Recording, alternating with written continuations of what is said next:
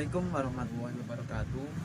Perkenalkan, nama saya Ahmad Yanfi Aula Rizky dengan NIM belakang 044 dari Universitas Trunojoyo Madura. Di sini saya akan mempresentasikan mengenai analisis aktivitas pendanaan.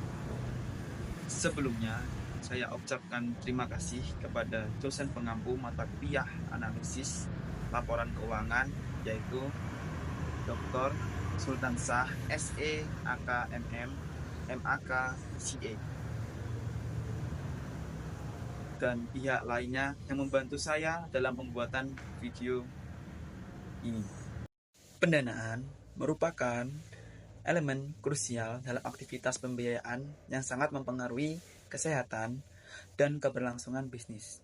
Dalam era globalisasi dan pasar yang dinamis, perusahaan memiliki rencana keuangan yang kuat dan fleksibel. Strategi pendanaan yang efisien sangat penting untuk mempertahankan eksistensi dan meningkatkan kinerja perusahaan. Perusahaan seringkali mencari tambahan modal melalui pembiayaan eksternal, mengingat dana yang cukup menjadi faktor penentu dalam operasional perusahaan. Perkembangan aktivitas pendanaan saat ini menunjukkan pergeseran menuju strategi yang lebih terdiversifikasi, di mana perusahaan menggabungkan instrumen keuangan seperti pinjaman jangka panjang, obligasi, dan penjualan saham. Contoh perusahaan teknologi besar seperti Apple dan Microsoft menunjukkan bagaimana pengelolaan pendanaan yang tepat dapat mendukung inovasi dan mempertahankan arus kas. Analisis aktivitas pendanaan penting bagi manajemen dalam menentukan nilai perusahaan dan pengambilan keputusan yang tepat. Dalam dunia bisnis yang kompetitif, analisis ini juga membantu dalam memahami risiko keuangan, komposisi modal, utang, dan ekuitas. Keputusan pendanaan yang keliru dapat berakibat pada kebangkrutan dan masalah likuiditas, sehingga analisis yang menyeluruh sangat penting untuk mitigasi risiko dan perencanaan keuangan yang strategis. Tujuan analisis pendanaan. Analisis aktivitas pendanaan bertujuan untuk mengevaluasi bagaimana perusahaan mengelola dan menggunakan dana dari berbagai sumber. Ini melibatkan penilaian terhadap struktur modal dan keputusan pendanaan yang diambil.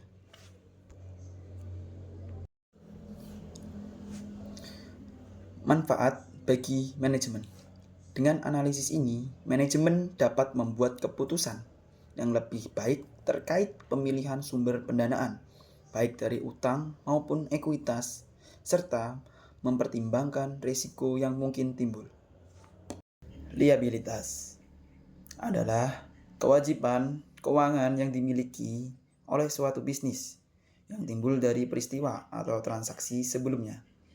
Kewajiban ini harus diselesaikan di masa depan dan dapat dipahami sebagai potensi kehilangan keuntungan ekonomi yang disebabkan oleh tanggung jawab entitas saat ini untuk memindahkan aset atau memberikan jasa kepada pihak lain.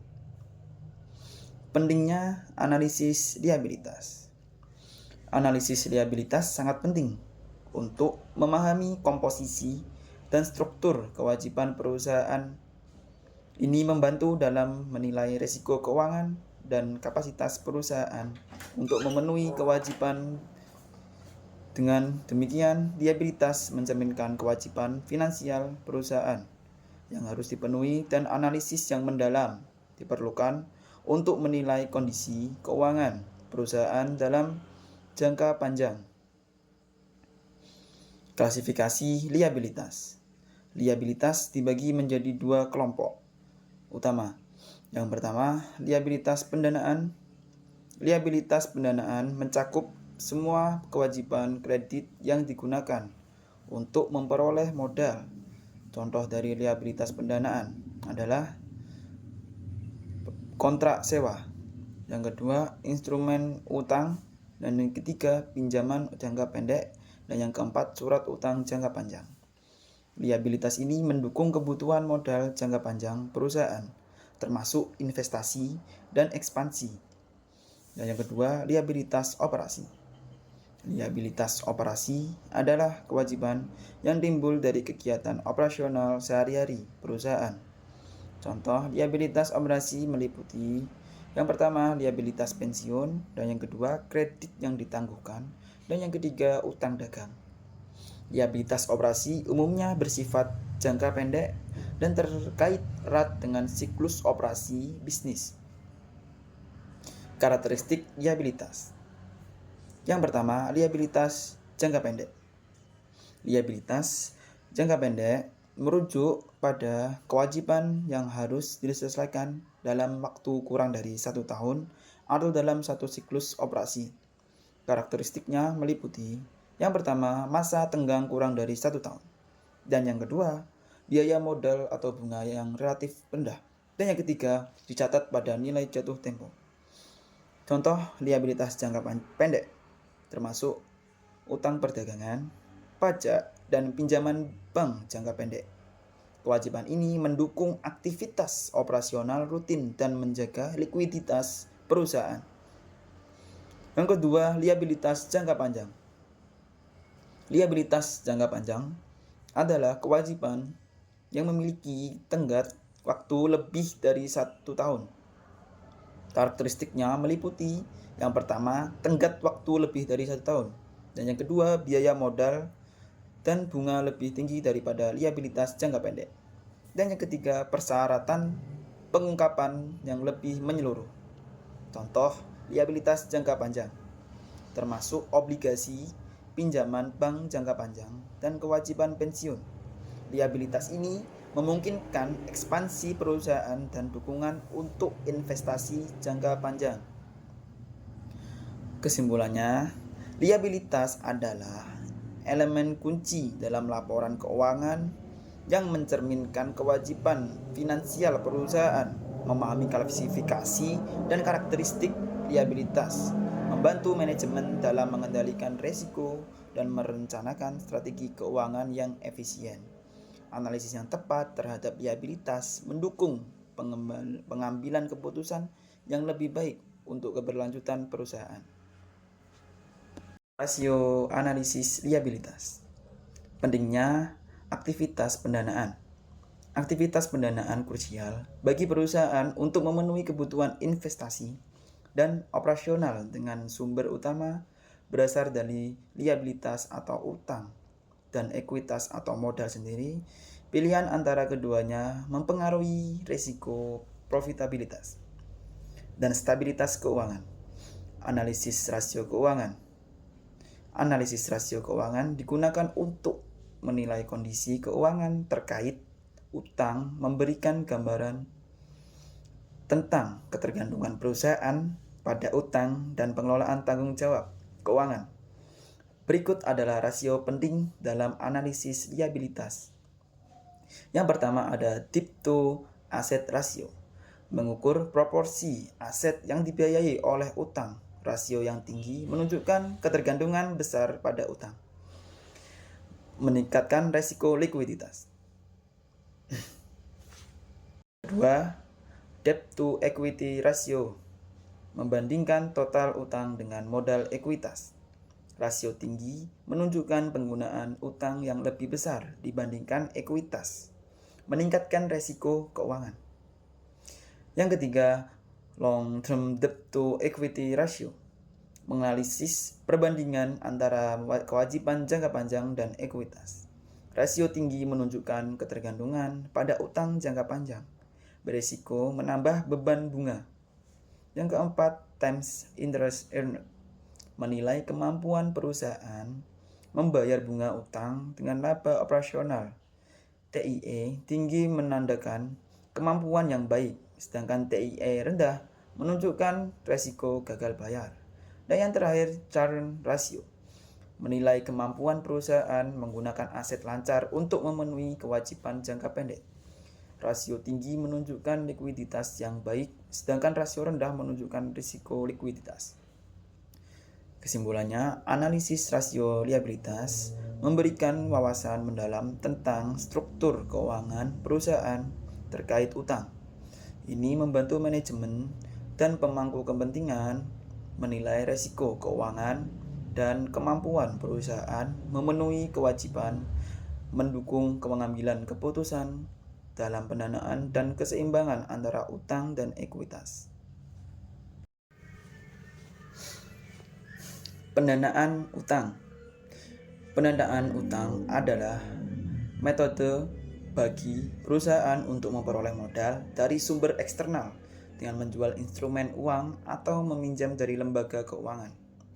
Perusahaan wajib membayar kembali pinjaman termasuk bunga. Kemudian resiko dan keuntungan pendanaan utang dapat menimbulkan kewajiban finansial, tetapi banyak perusahaan memilihnya untuk mempertahankan ekuitas dan tidak menjual saham. Selanjutnya ada kategori utang. Yang pertama, utang publik diterbitkan melalui obligasi di pasar terbuka, sering digunakan oleh perusahaan besar. Dan yang kedua ada utang swasta. Pinjaman dari lembaga keuangan dengan syarat yang fleksibel, tetapi sering memerlukan jaminan. Dan yang ketiga, utang jangka pendek. Harus dilunasi dalam kurang dari 1 tahun. Contohnya surat berharga komersial. Dan yang keempat, utang jangka panjang. Masa pengembalian lebih dari 1 tahun digunakan untuk proyek besar. Kesimpulannya, pendanaan utang penting untuk operasi dan ekspansi perusahaan. Memahami berbagai jenis utang membantu perusahaan memilih opsi yang sesuai dengan kebutuhan dan situasi keuangannya. Meskipun ada risiko, manfaatnya menjadikannya pilihan menarik bagi banyak bisnis. Pentingnya perlakuan dan pengungkapan utang. Perlakuan dan pengungkapan utang jangka panjang dalam laporan keuangan sangat penting untuk mencerminkan kewajiban perusahaan secara akurat. Ini melibatkan pencatatan utang dengan nilai saat ini, berdasarkan pembayaran di masa depan yang disesuaikan dengan nilai waktu uang. Selanjutnya, pengukuran utang. Perbedaan antara suku bunga pasar dan kupon obligasi dicatat sebagai diskonto atau premium. Diskonto akan diamortisasi, meningkatkan nilainya sehingga mencapai nilai nominal. Saat jatuh tempo, beban bunga dihitung menggunakan metode suku bunga efektif, mencerminkan biaya bunga yang lebih realistis. Selanjutnya, ada amortisasi diskonto atau premium diskonto atau premium utang harus diamortisasi sepanjang masa pinjaman. Amortisasi ini mengubah jumlah tercatat utang dan mempengaruhi beban bunga yang diakui setiap periode. Selanjutnya, pengungkapan utang. Pengungkapan dalam laporan keuangan harus mencakup informasi seperti nilai nominal utang, suku bunga, tanggal jatuh tempo, dan ketentuan khusus. Transparansi ini penting untuk mengevaluasi risiko dan kewajiban perusahaan, serta menjaga kepercayaan pemangku kepentingan. Selanjutnya ada risiko dan kesehatan keuangan. Kurangnya transparansi dapat meragukan kesehatan finansial perusahaan, mempengaruhi nilai saham, dan kemampuan mendapatkan pembiayaan pemangku kepentingan. Perlu memahami risiko terkait utang, termasuk dampak suku bunga dan likuiditas. Pengungkapan utang yang transparan dan akurat penting untuk kesehatan keuangan perusahaan dan membangun kepercayaan ini.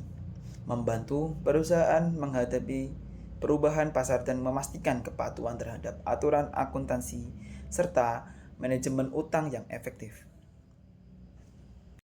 Selanjutnya ada sewa. Sewa dibagi menjadi 2 kategori utama. Yang pertama ada sewa operasi. Dicatat sebagai beban sewa dan tidak mempengaruhi laporan posisi keuangan atau neraca. Resiko dan manfaat kepemilikan aset tetap pada pemberi sewa. Dan yang kedua ada sewa pembiayaan. Mengalihkan resiko dan manfaat kepemilikan kepada penyewa. Diakui sebagai aset dan liabilitas dalam laporan posisi keuangan. Dampak yang ada pada sewa. Laporan keuangan sewa memiliki dampak signifikan pada laporan keuangan. Dengan pembiayaan off balance sheet, perusahaan dapat menghindari pengakuan aset dan kewajiban jika sewa dikategorikan sebagai sewa operasi. Namun, IFRS 16 mewajibkan hampir semua transaksi sewa dicatat sebagai aset dan utang, meningkatkan transparansi laporan keuangan. Kemudian ada manfaat sewa. Leasing memberikan keuntungan bagi pemberi sewa seperti penjualan aset dan manfaat pajak, sementara penyewa mendapatkan akses ke aset dengan biaya lebih rendah dibandingkan pembelian langsung. Klasifikasi dan fitur ekonomi penting untuk melakukan pemeriksaan menyeluruh terhadap sewa agar laporan keuangan mencerminkan keadaan secara akurat. Penyesuaian mungkin diperlukan untuk menggambarkan dampak sewa pada kesehatan keuangan perusahaan. Kesimpulannya, memahami klasifikasi dan konsekuensi akuntansi dari sewa memungkinkan perusahaan mengelola aset dan liabilitas. Selanjutnya ada kontingensi dan komitmen. Yang pertama ada kontingensi.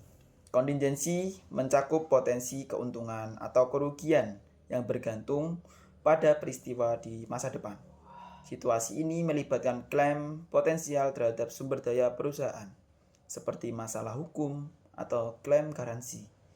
Menurut IFRS atau IAS 37, kontingensi diklasifikasikan menjadi 3 kategori. Yang pertama ada probable atau kemungkinan besar terjadi, perlu dicatat sebagai provisi. Yang kedua ada possible, mungkin terjadi, harus diungkapkan di catatan laporan keuangan.